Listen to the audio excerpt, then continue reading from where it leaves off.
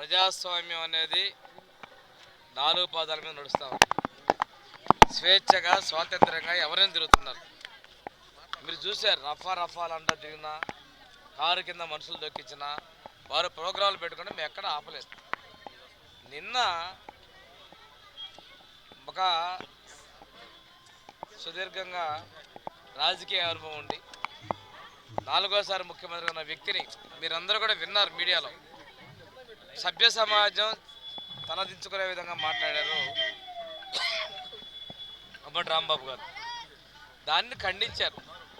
దానిలో వారు నేను క్షణికావేశంలో మాట్లాడాను, ఏదో రకరకాలుగా మాట్లాడారు.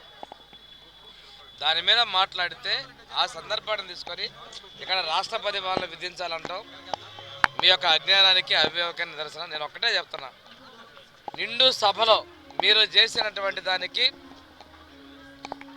మా నాయకుడికి మీరు చేసిన పరాభావానికి మీరు ఈరోజు ఈ స్థితికి దిగజారారు. దాని పరాకాష్ఠగా తీసుకెళ్లడమే నిన్న అంబటి వ్యాఖ్యలు. అంటే మీరు ఏ స్థాయికి వెళ్తారో ఊహించుకోండి. మా నాయకుడు సంయమనం పాటించమంటాడే కానీ రెచ్చగొట్టే విధంగా చేయడు. మీ ఇంటిని మీరే తగలబెట్టుకొని మా మీద ఆరోపణలు చేస్తున్నారు. ఈరోజు మా నాయకుడి మీద క్లీన్ చిట్ వచ్చింది మీరు చేసినటువంటి తప్పుడు కేసుల వల్ల. మీరు రాజకీయ లబ్ధి కోసం పాకులాడుతున్నారు తప్పితే ప్రజా సంక్షేమం మీకు ఏనాడు పట్టదు. మీరు 30 ఏళ్ళని విర్రవీగారు. అలాంటి మీరు 5 ఏళ్లకే ప్రజలు తరిగి కొట్టారు. ఈరోజు జరుగుతున్న సంఘటనలు మొత్తం కూడా ప్రజలు పూర్తిగా గమనిస్తున్నారు. ప్రజలు అమాయకులు కాదు. ప్రజాస్వామ్యాన్ని కాపాడని వారి తోడ్పాటు మనం 20 నెలల క్రితం ఇచ్చినటువంటి తీర్పులనే గమనించాం. ఇలాంటి వాటికి మేము ప్రజాస్వామ్యాన్ని కాపాడేవాళ్ళం కానీ మీలాగా ప్రజాస్వామ్యం కూనీ చేసే వ్యక్తులం కాదు. ప్రజలను గౌరవించేవాళ్ళం అనేటువంటి దాన్ని మా నాయకుడు ఇచ్చినటువంటి సిద్ధాంతం, దానికి మేము కట్టుబడినాం. ఈ రాష్ట్రంలో ప్రజలు ప్రశాంతంగా ఉన్నారని నేను చెప్తున్నాను. ప్రజలు సంతోషంగా ఉన్నారని నేను చెప్తున్నాను. పచ్చకామరాలకు లోకమంతా పచ్చగా కనపడుతుంటూ మీకు ఏదో అక్రమాలు అరాచకాలు మీకు ఇప్పుడు కూడా బుద్ధి మారలా. నిన్న సిట్లో ఏమని వచ్చింది? సిట్ క్లీన్ చిట్ అన్నారు. క్లీన్ చిట్ అంటే చంద్రబాబు నాయుడు గారికి ఈరోజు వచ్చినటువంటి క్లీన్ చిట్.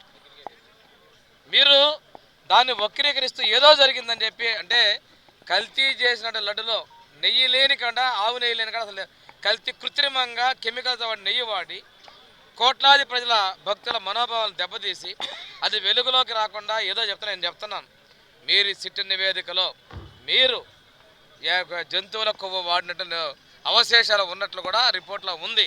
రిపోర్ట్ బహిర్గతమైన తర్వాత మేము ప్రతి పేజీలో ఎక్కడున్నాయో కూడా చూపిస్తామని చెప్పేసి తెలియజేస్తున్నాను. మీ తప్పుల్ని కప్పిపుచ్చుకోవడానికి ఈ జిల్లా నుంచి వెళ్ళాడు ఆయన తిరుపతి చైర్మన్గా. ఆయన పిఏకి 4.5 కోట్లు వస్తే పెద్దోళ్ళకి మీకెంత ఉందో, మీ పెద్దవాళ్ళు ఎవరెవరు ఉన్నారో మొత్తాన్ని కూడా బయటకు తీస్తాం. దాన్ని బయట కప్పిపుచ్చుకునేందుకు ఇలాంటి డ్రామాలు ఆడుతున్నారు. ఏది ఏమైనా మీ డైవర్షన్ పాలిటిక్స్ కూడా ప్రజలు గమనిస్తున్నారు. మీరు చేసేటువంటి బూత్ పంచాంగం, మీ అరాచకాలని ఎప్పుడూ కూడా మేము తిరస్కరిస్తున్నాం. మీకు ప్రజలు బుద్ధి చెప్పారు. తగిన బుద్ధి మళ్ళీగానా మీరు బయటికి రాకుండా చేస్తారని నేను చెప్తాను. తప్పు చేస్తే చట్టం తన పని చేస్తుంది. మేము అరెస్ట్ చేయాలంటే చాలా చేస్తాం. ఈ ప్రాంతంలో కూడా రకరకాల అరాచకాలు జరిగినాయి. వాళ్ళు ఎవరు మేము చేయాల. నిన్న అసభ్యకరంగా చేసిన దానిలో కంప్లైంట్స్ వచ్చినాయి. విచారణ చేసిన ఆ విచారణలో రిపోర్ట్ కూడా తొందరగా కోర్టు పెడితే వస్తాయి. చట్ట ప్రకారమే చర్యలు తీసుకుంటాం. కానీ ఇలాంటి వ్యక్తుల్ని పిచ్చుక మీద బ్రహ్మాస్త్రం ప్రయోగించడాలు మేము చేయం. మా నాయకుడికి అది ఇష్టం లేదు.